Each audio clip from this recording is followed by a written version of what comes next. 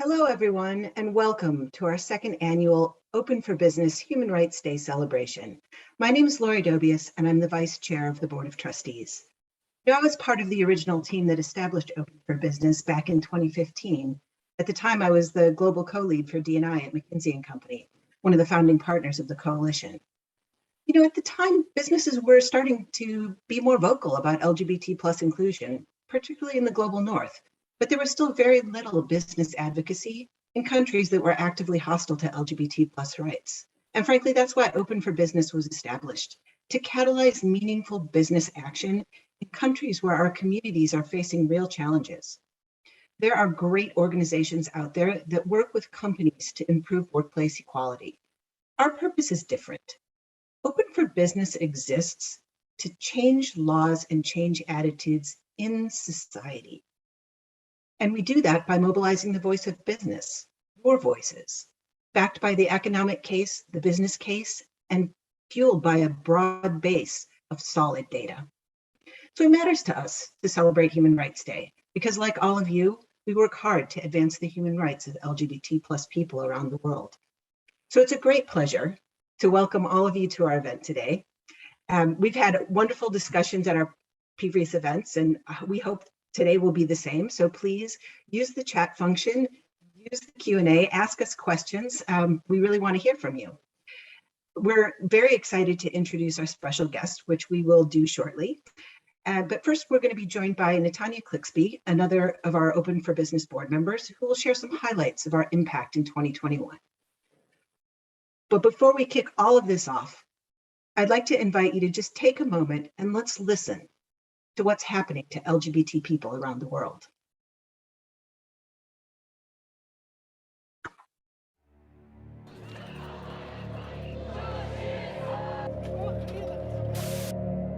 The Polish president has described the LGBT rights movement as an ideology worse than communism.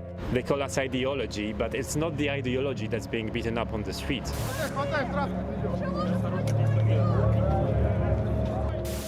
Demonstrators gathered in Istanbul, demanding an end to anti-LGBT actions by the government. The High Court in Kenya has upheld criminalization of gay sex. No human law can abrogate what God has ordained. Russian police have detained gay rights activists for holding a protest in Moscow.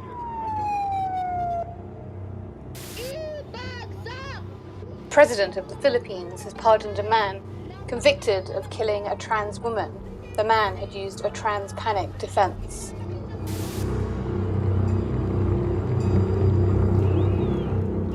Crowds gathered in Rio de Janeiro demanding justice for the murdered LGBT activist and politician Marielle Franco. Sarah Higazi, who was arrested and tortured for waving a rainbow gay pride flag at a concert in Cairo, has committed suicide. Dozens of gay men have been arrested by police in what has been described as a witch hunt against the LGBT community. I want government to know what I am. So I want being free.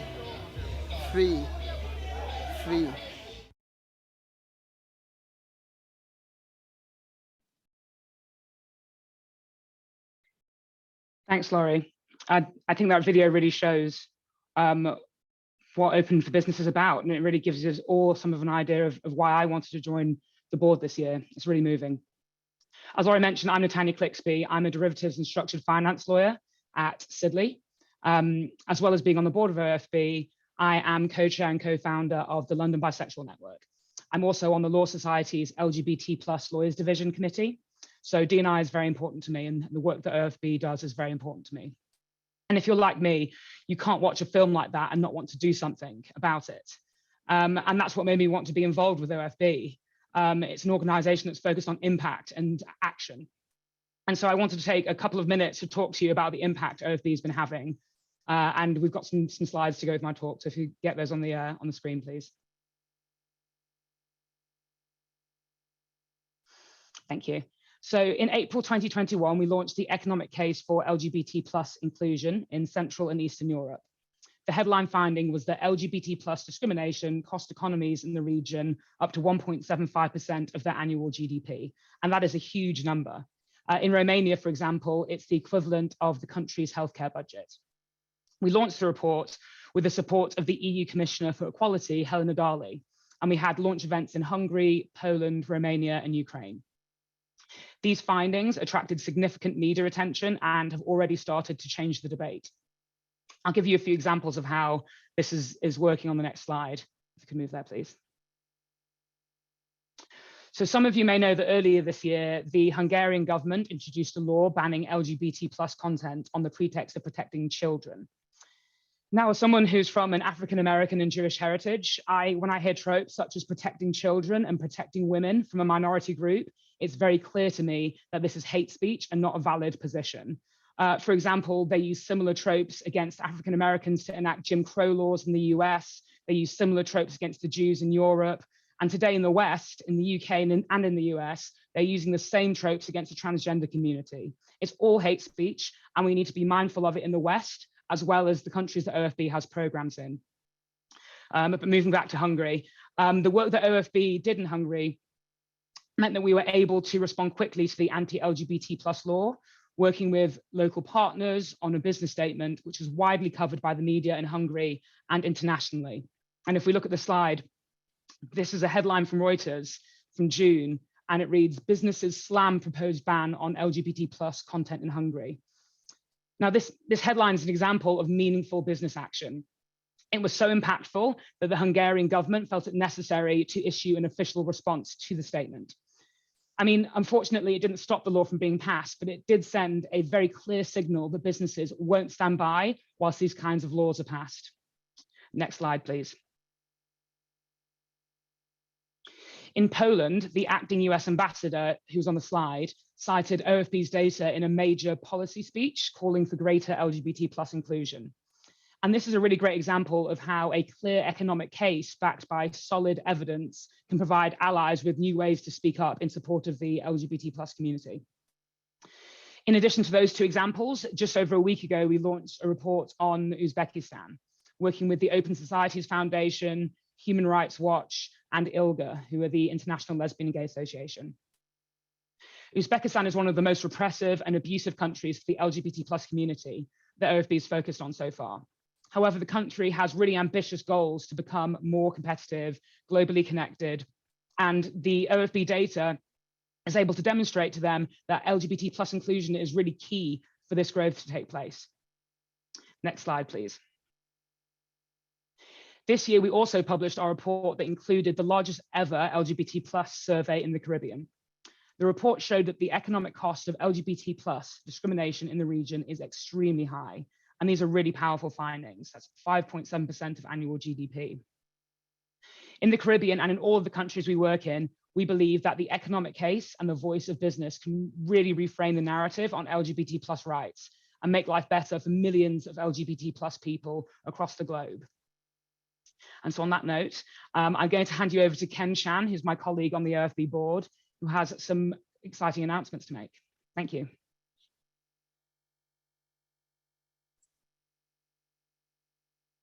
Thank you, Natanya. Good morning. My name is Ken Chan, and I have worked in government, nonprofit, and private sectors.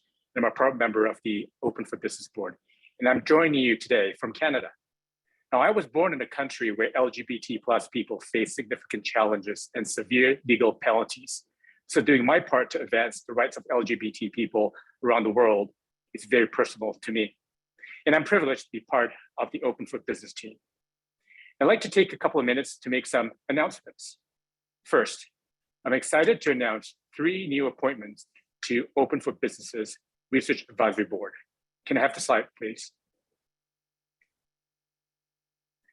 Yvette Burton is a professor at Columbia University, an alumni of our coalition partners, Deloitte, EY, and IBM.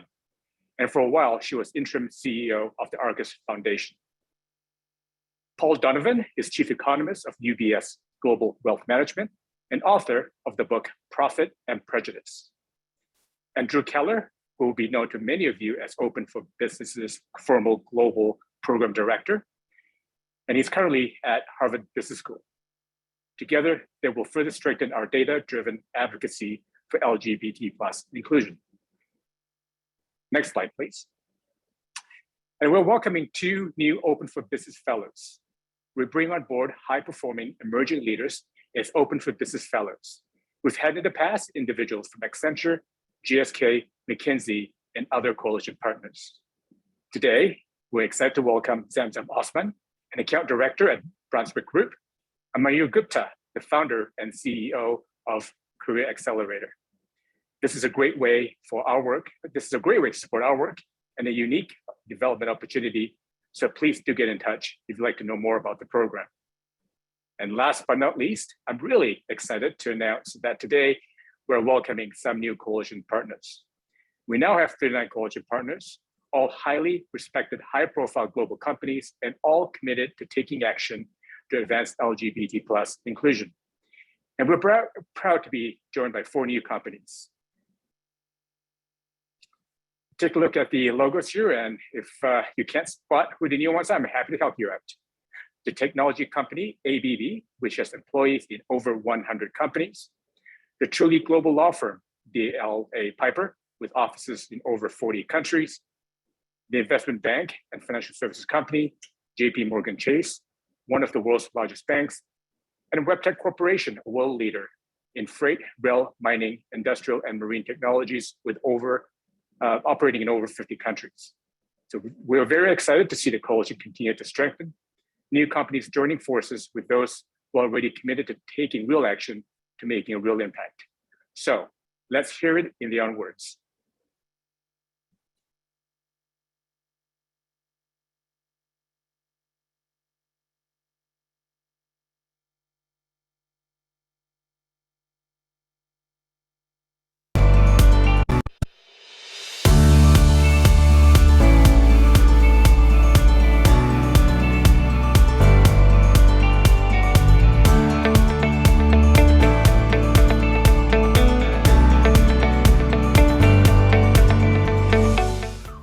We strongly believe inclusion is one of the keys to succeed both in private and business life, and we cannot delegate this responsibility as leaders. That's why we are very happy to announce this partnership with Open for Business that will help us to further boost LGBTQ+ equality and inclusion worldwide at ABB. Becoming part of OFB gives DLA Piper a great opportunity to join forces with other businesses, sharing resources and know-how such as political intel and data on the economic impacts of discrimination. LGBTQ+ inclusion is good for the economy. Together with OFB, we can develop a clear and unified message to make the case for inclusion more powerful. At JP Morgan Chase, we stand proud with the LGBT+ community today and every day.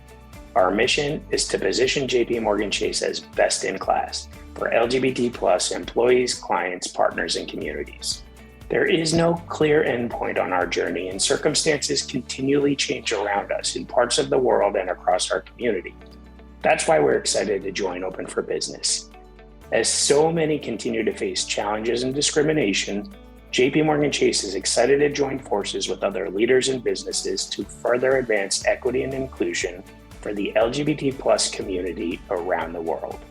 Diversity makes us all better, smarter, and stronger. That's why Wabtec is proud to partner with Open for Business to help make the professional community and society as a whole a more welcoming place for LGBT+ people around the globe.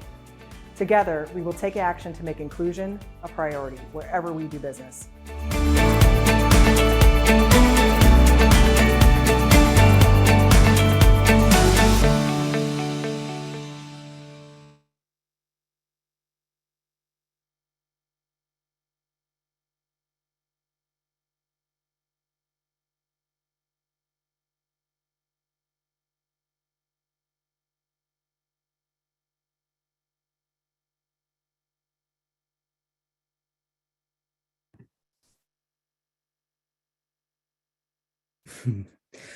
Hi everyone, great to see so many amazing new coalition partners joining us, really encouraging, because the idea for Open for Business isn't to keep having more and more and more companies joining. This is about quality, not quantity. We want to work with companies who are really committed to getting involved, pulling up their sleeves and working to advance LGBT rights globally. And that's what we're all here to talk about. So I'm John Miller. I'm a partner at Brunswick and the founder and chair of Open for Business. I'm going to get straight to the main event now here today, because I've been very much looking forward to this conversation, and it would be great to have a really interactive session. So please do send in your questions on the Q&A function, and we've left the chat function open, and I can see lots of people using it already and saying hi. So great to put thoughts in there too. So our guest today is the US Special Envoy to advance the human rights of lesbian, gay, bisexual, transgender, queer, and intersex persons. And that is, of course, Jessica Stern. Can I please have Jessica up on the screen with me? So Jessica was appointed to the role by President Biden just in September of this year, just a few months ago. Prior to this, for 10 years, Jessica was the executive director of Outright Action International, one of the leading international NGOs focusing on the human rights of LGBT plus people around the world. And she's worked on Human Rights Watch with Amnesty International. She's been on countless boards and advisory councils. Jessica really is a tireless campaigner for equality, as I'm sure many of us will know. I've long been a fan, and she was really encouraging to us when we were first establishing Open for Business too. So it's lovely to welcome her here today. Jessica, Special Envoy Stern, hello.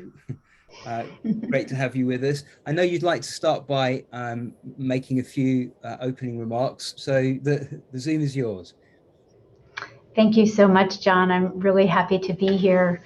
And greetings to everybody. It's nice to see so many friends in the chat. I want to thank Open for Business for inviting me to join you today. I have long appreciated the work of Open for Business and its efforts to advance equality and map ways that business can be a force for good, influencing governments and communities to be on the right side of history. And I'm excited because today is one of my very first opportunities as the Special Envoy to meet with business leaders to discuss our shared objectives, and I really welcome this opportunity.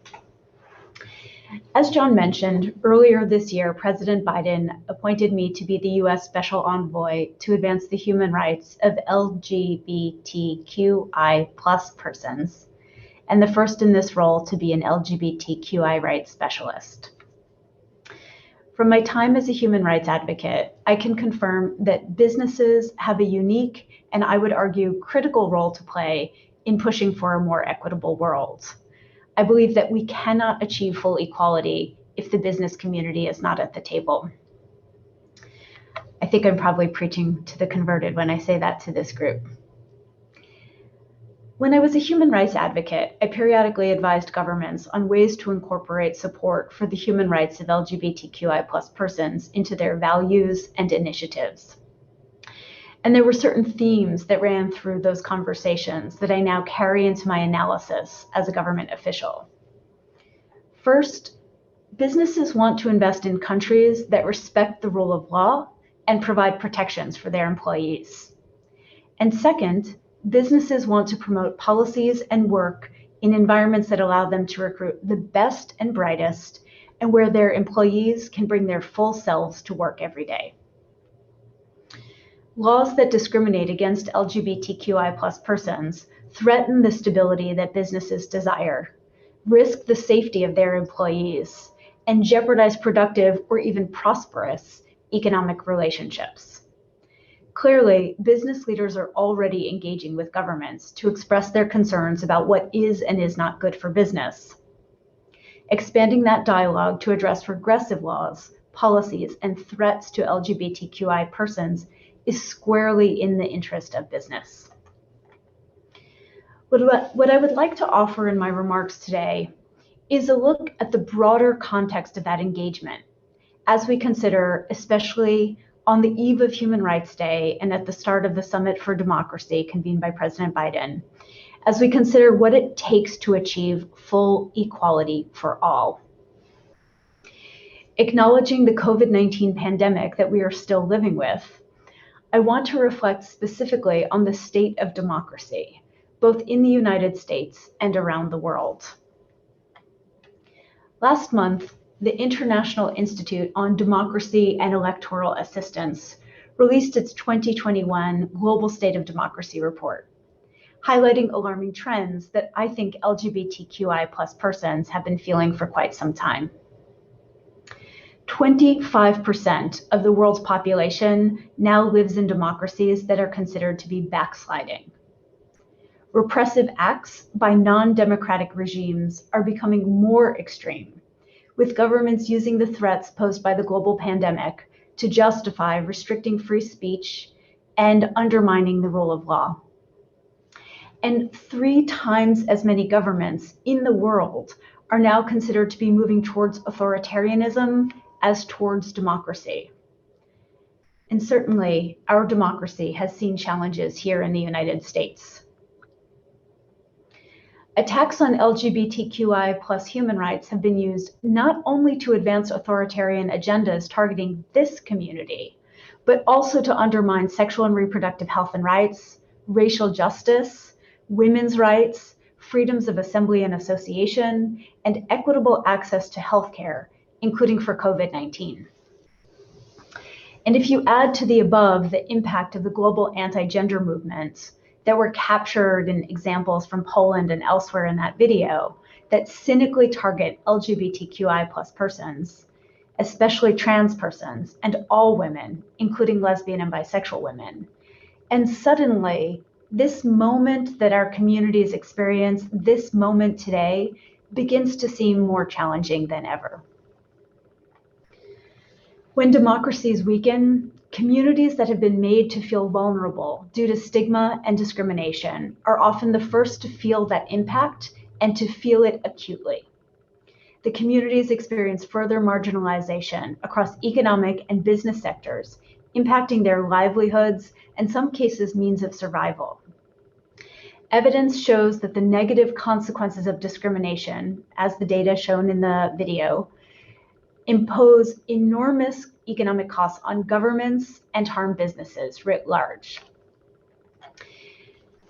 I'm sorry to be so pessimistic, but I think it's really crucial that we're realistic about the world that we are in when we're talking about the plight of LGBTQI people and our efforts to advance equality. And so I've painted that picture, and then I pose a question for us as a collective. What will it take to reverse this backsliding and to protect those who are most vulnerable? I'll also pose some solutions to get us started. First, I believe that we must increasingly frame our messages in support of equality as also addressing core issues of democracy and the rule of law. Governments and businesses alike must understand that respect for the human rights of LGBTQI+ persons is a clear barometer of the strength and health of all democratic institutions and functions. Second, we should emphasize that equality for LGBTQI persons does not only benefit LGBTQI persons. We are not asking for special rights, but when we emphasize equality for LGBTQI persons, all people stand to benefit. This is because the test of our democracies is not how they serve the most privileged among us, but the most vulnerable. And as you strive to persuade colleagues and senior leaders in business that these very issues matter, I hope that some of the message you will carry with you is that far from promoting special rights or boutique human rights issues, advancing the human rights of LGBTQI+ persons means advancing human rights for all. Third, and perhaps most important, businesses have never been on the sidelines and cannot be on the sidelines today. Businesses will always be adversely impacted by weak democracies and weak human rights. And I know I'm speaking to the right people, and I celebrate all of you who know this to be true and are trying to lead the way forward. My hope is that we will be able to partner more closely together. For instance, we can collaborate to deliver shared messages to governments that discriminate. Whether these messages are delivered publicly or privately must vary depending upon the circumstance, but the core message must be clear. Equality benefits everyone, so everyone from every sector has a role to play. As I conclude, I want to quote President Biden, who stated on the International Day of Democracy, "No democracy is perfect, and no democracy is ever final. Every gain made, every barrier broken, is the result of determined, unceasing work." The need for that critical work in every sector, especially the business sector, could not be more evident in the world we see today. Please consider my office to be a resource to you in your own determined and unceasing work. And thank you for this chance to strategize together and build the equitable world that we know is possible. John, back to you.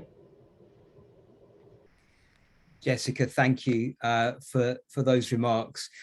I was reflecting that we had a Human Rights Day event last year where we were at the time all feeling hopeful about what the new administration in the US might mean for LGBT plus rights globally, and your role and the, if I might say, inspired appointment of you to that role is of course a big part of this. And I mean, as you know, in the UK, we have the wonderful Nick Herbert, Lord Herbert, as Special Envoy on LGBT plus rights. And I was with him just yesterday in Downing Street. So I'm interested to ask you about the Special Envoy role. Can you describe for us what exactly is a US Special Envoy? I had to learn the answer to that myself, so it's a very fair question. In the US context, special envoys are appointed as representatives of the president or the secretary of state to give specific attention to critical issues that require focused diplomatic and policy engagement. So in my role as special envoy, I lead the Department of State efforts to protect the human rights of LGBTQI plus persons across 77,000 employees and 260 posts worldwide. And in practical terms, this means I coordinate efforts across the government, I set policy priorities, and significantly, I engage diplomatically with governments in multilateral spaces, and with business and civil society to push for full recognition of LGBTQI rights. Great. I can see there are questions coming in on the Q&A function already. Please do send in questions for Jessica, but I'm going to be greedy and selfish and start off with a bunch of questions that I would like to throw in your direction. Starting with, we both know these are tough issues. This is not an easy area to be working in. So we've heard already, it's no exaggeration to say millions of people face enormous suffering because of their sexual orientation or gender identity.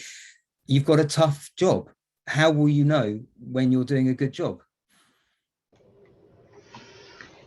Well, I hope to put myself out of business, so that would be one marker. But since that might take longer than a single presidential administration, we have to acknowledge that these issues are incredibly challenging.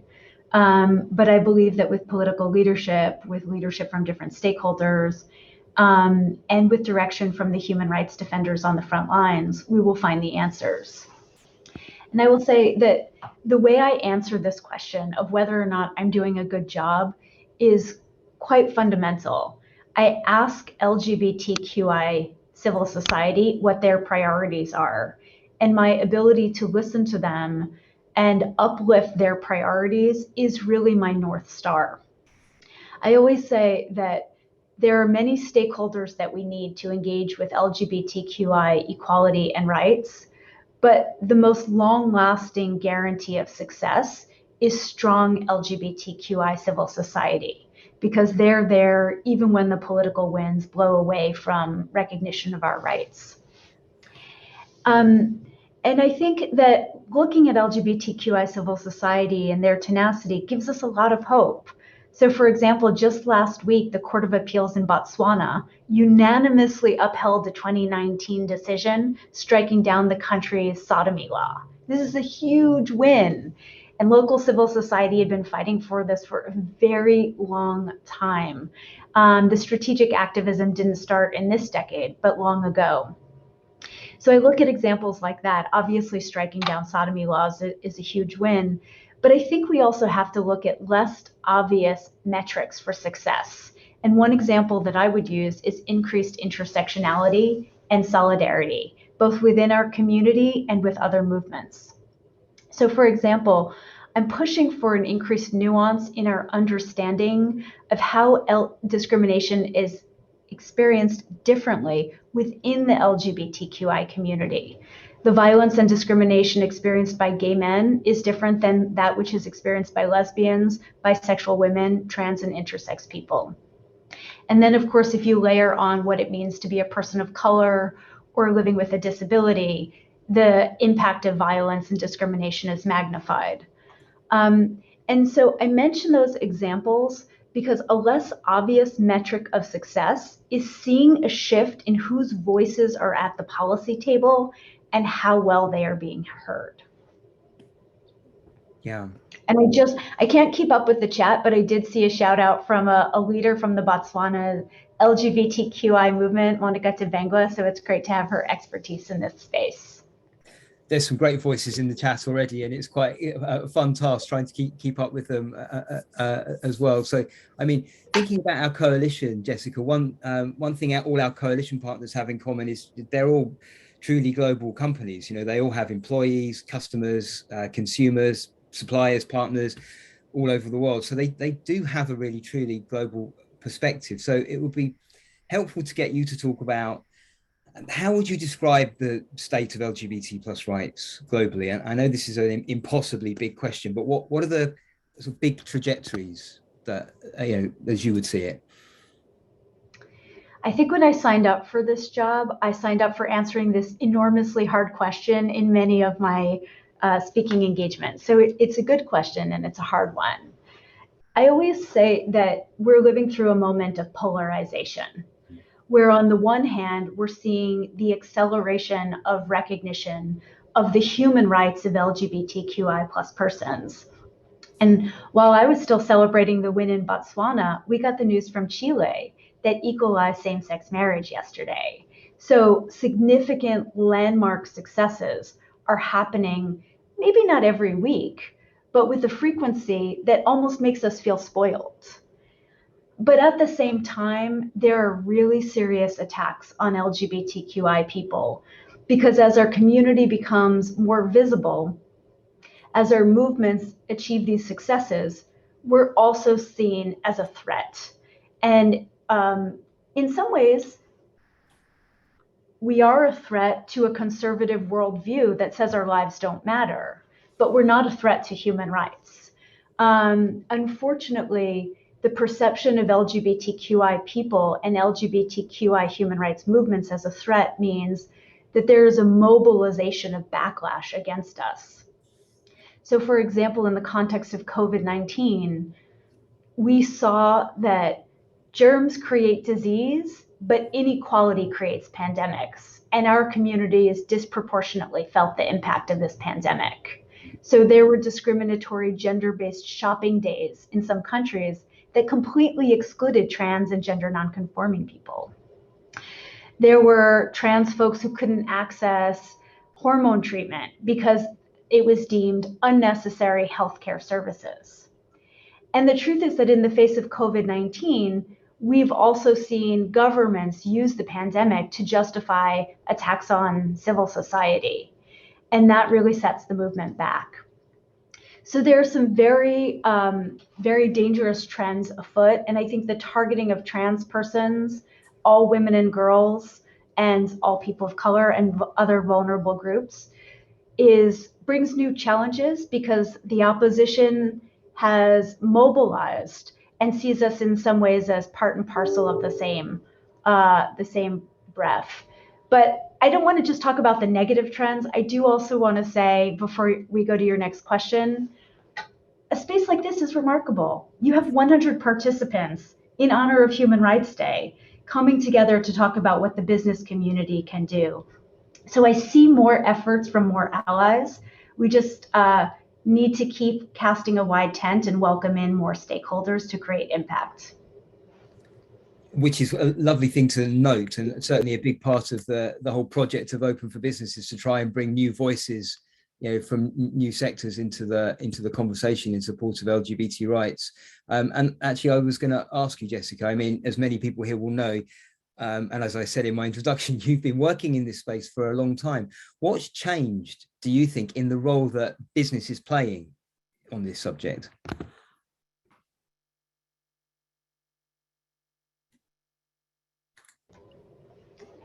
When I started doing this work 25 years ago, businesses speaking out for LGBTQI rights was really seen as a liability.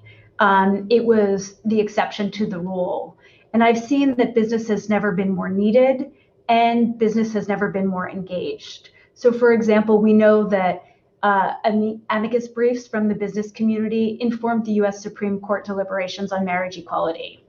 But we also know that in more complicated contexts like Uganda, businesses quietly met with the government at the first appearance of the Anti-Homosexuality Act. And that was essential because the government wasn't necessarily listening to other governments or to human rights activists, but they did listen to business. And I would just like to say that I not only think that the LGBTQI employees and customers need businesses to speak out about their human rights, but I think there have been some really creative ways that companies have found ways to rise to this moment. And I think that spaces where we can share what works is going to be crucial to the way forward. Yeah, and as you know, a central part of the work that we do, I mean, we're very much focused on mobilizing business leaders in challenging countries, in the most countries that are the most hostile to LGBT plus rights, so that those business leaders can themselves become advocates for change, really backed by that economic case and that business case. How do you think that can support your work? How can the business case for human rights support my work? The economic case, the business case, and the voice of business leaders in those countries. You know, it's quite simple, really. Not everyone is interested in human rights. You know, there are some who wield a lot of power who will never take a meeting with an LGBTQI NGO that are not particularly interested in cutting edge interpretations of human rights law. But they will listen to the economic argument for inclusion because they want foreign investment, because they want growth of their national domestic product, because they see a financial opportunity in the context of poverty and economic challenges. And so I think what's crucial is to say we can never only talk about the economic case for human rights, right? That's not enough. We don't fight for human rights just because it's good for business, but we need both. We can say that human rights have value in and of themselves, and the fact that defending and upholding human rights has immeasurable economic benefits is crucial because it also serves all of us.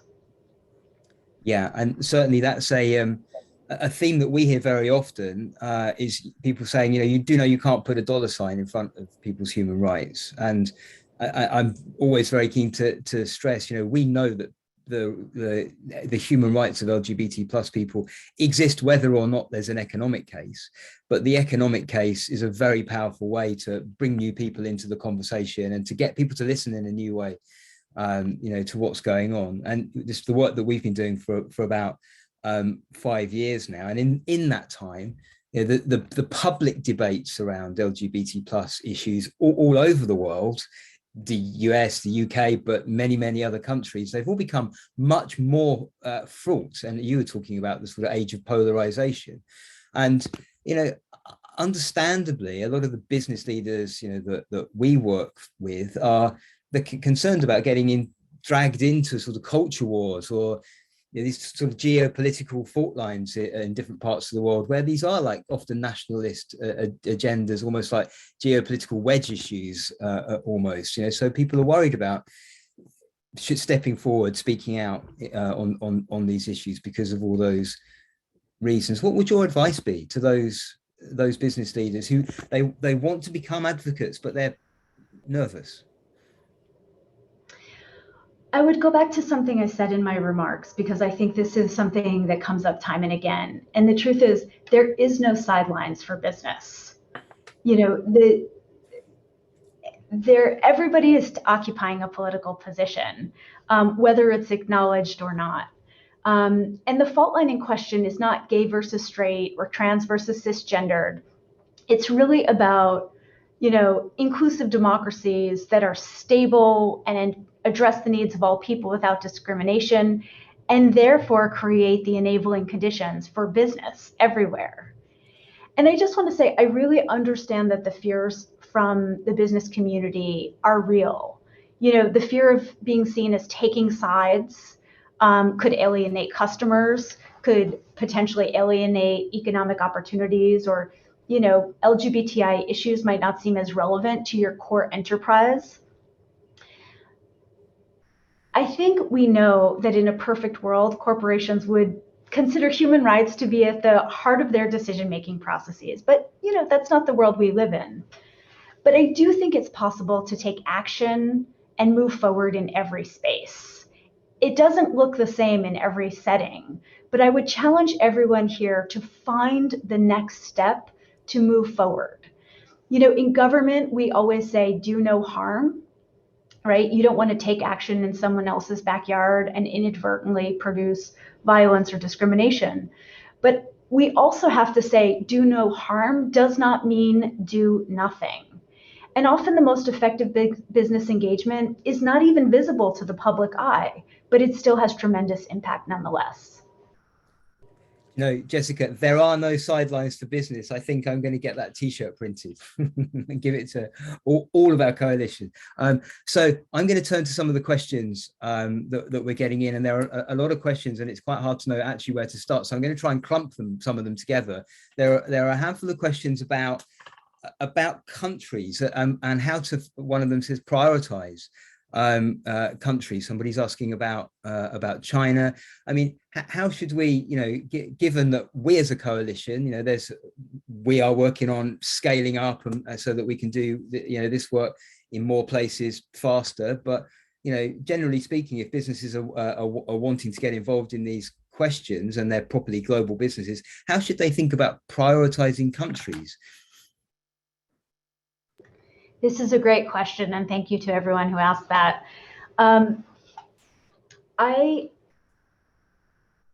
I always say that there are a few ways to prioritize countries. I don't think you should have a single criteria.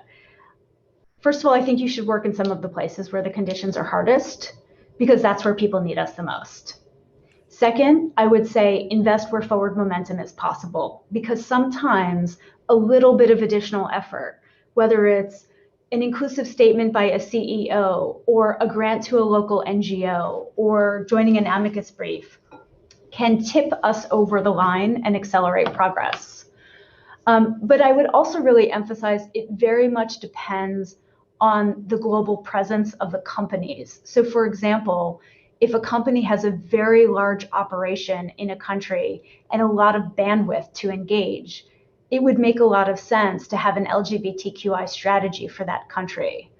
And then I would say there's always a certain measure of pressure from customers to respond to countries that are in the news. And I want to acknowledge that as well, because some of the most productive times I've seen companies engage has been when there's been that LGBTQI story, whether it's mass arrests or a new law that has just seized the global attention.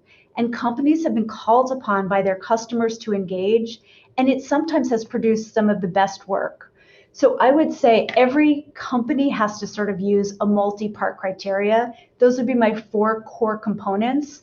But there's no end to opportunities to engage.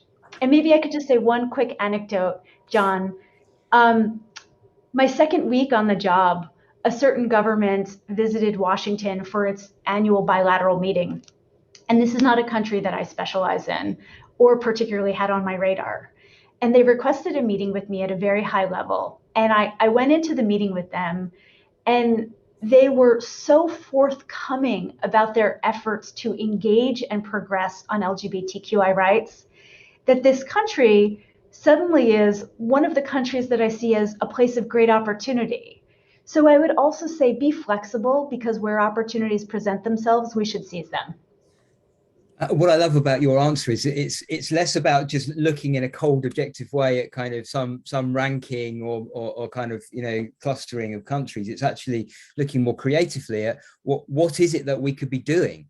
You know, what are the opportunities to make an impact, and then look at the situations and, you know, what as a business could we be doing, which is very much the Channels of Influence report that we published in partnership with the UN Free and Equal campaign a couple of years ago, trying to understand what are the opportunities and look through that lens to understand where we could be operating. So a question about international bodies. So there are lots of different, you know, I mean, the UN, the Commonwealth, the OAS. How do you see or the role of all of those different potential you know, international platforms in helping to make this agenda move forward? They're essential, but before I answer, can I ask, what is the relationship of Open for Business to those mechanisms, so I can say something that will be constructive? Yeah, well, we've partnered with the UN Free and Equal campaign. We partnered with the OAS on the launch of our Caribbean research, and we've partnered in the past as well with the Commonwealth, for example, in Kenya, and we have, you know, work also with bodies like the World Economic Forum. So we try, and you know, our role, we think, is to help put the economic case and the business case onto the agendas of those platforms.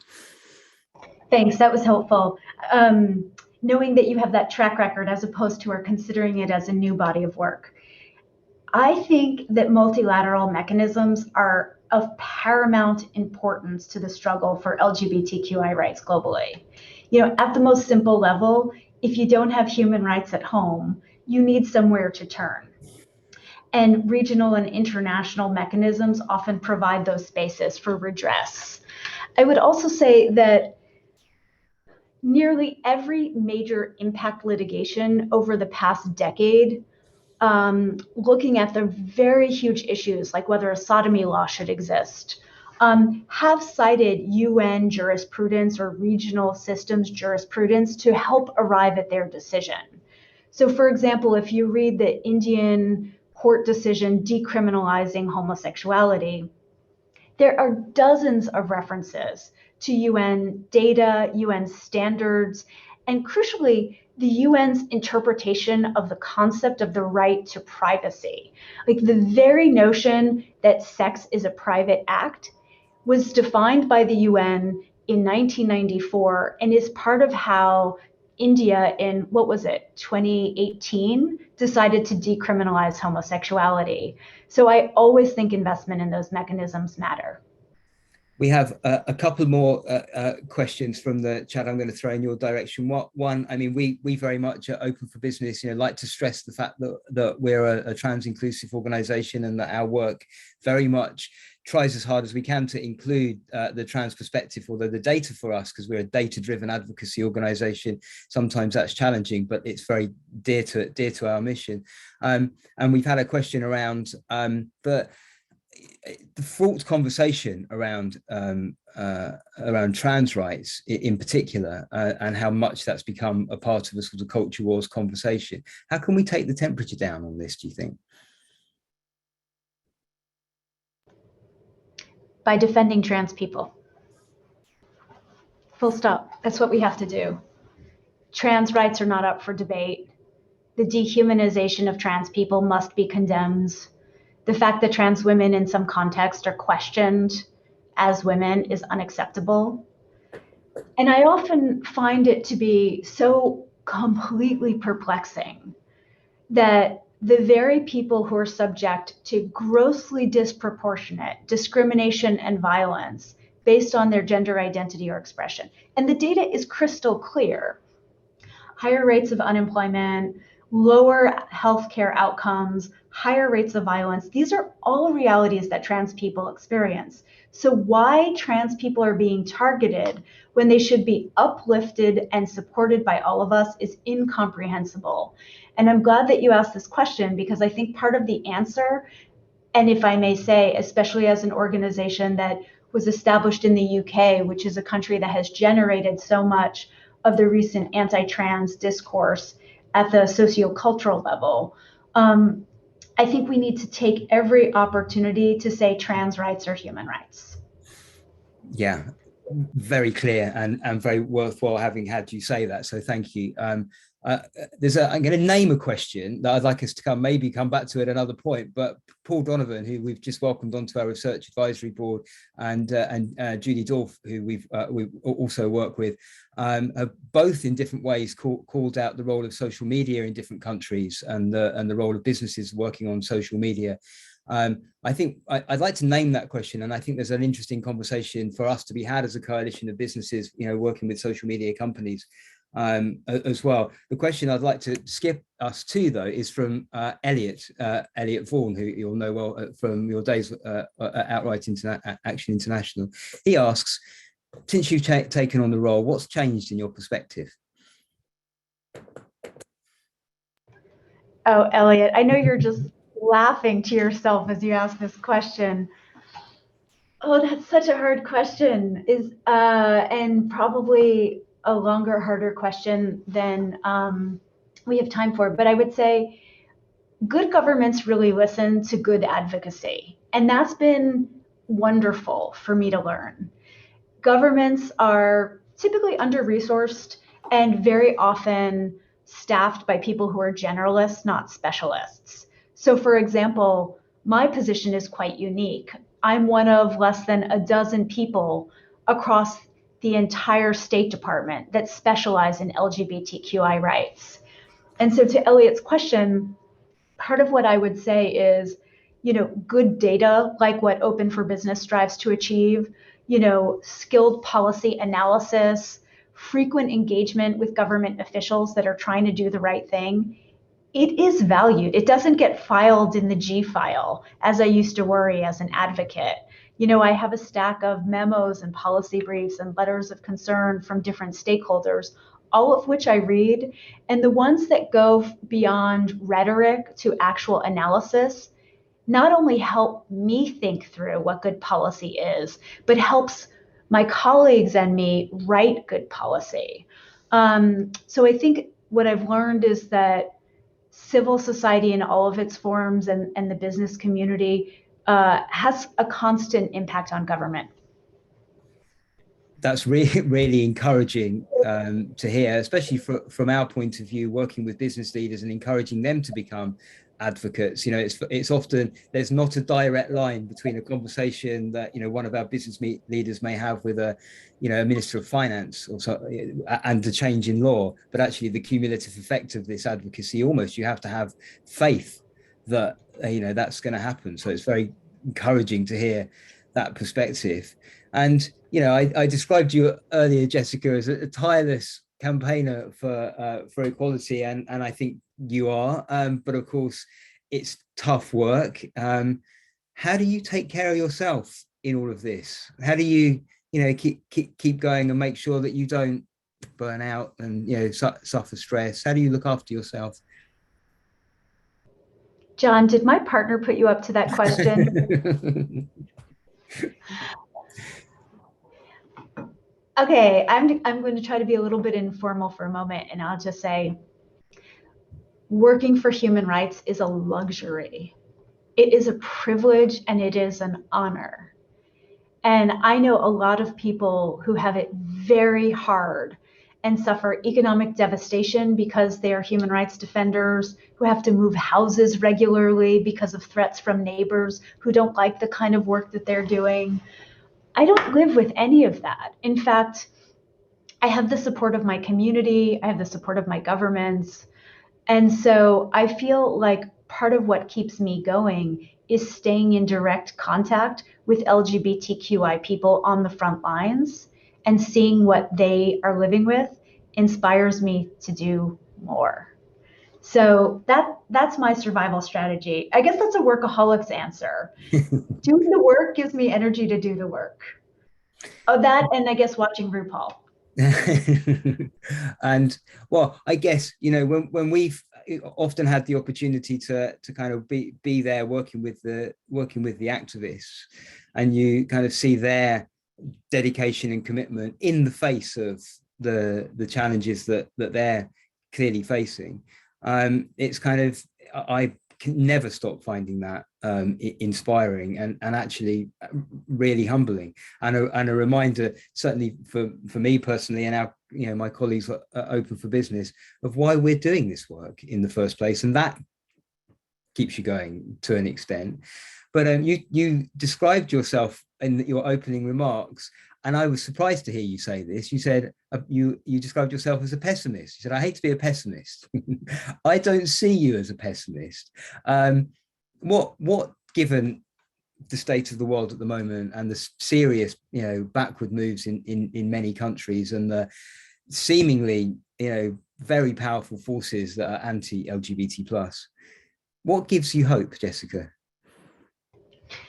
No, I didn't say I'm a pessimist. I said I was going to deliver pessimistic remarks, which I think is out of character for me, because I am, exactly as you said, an optimist. I couldn't do this work if I wasn't an optimist. What gives me hope?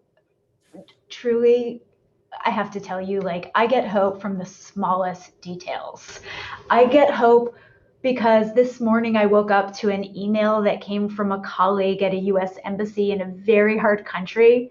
And he had sent me like 1,000-word email about everything that he wants to do to support the local LGBTQI community. This is someone who just learned how to spell LGBTQI rights, and he has thrown himself into the work. And I get hope knowing that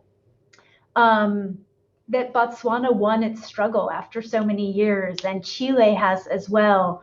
I think for those of us who are middle-aged, as I am, we remember what it was like growing up and being invisible or rejected, right? I knew no one LGBTQI when I was growing up, and the only representations of queerness were mockery. And now I look at how the world has changed just within my lifetime, and it gives me so much sense of hope.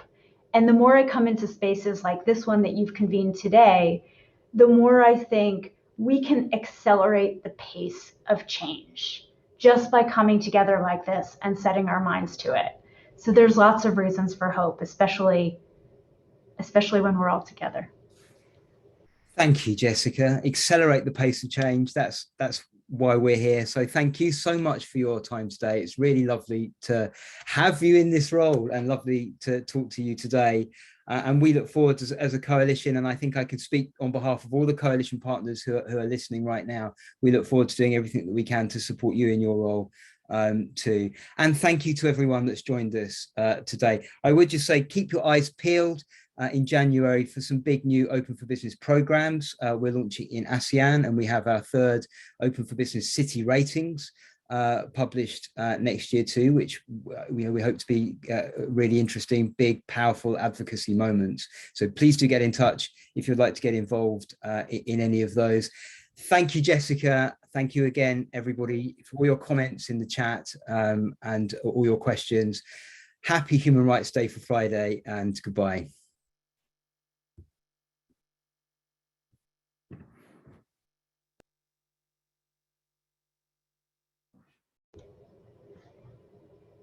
Are we offline?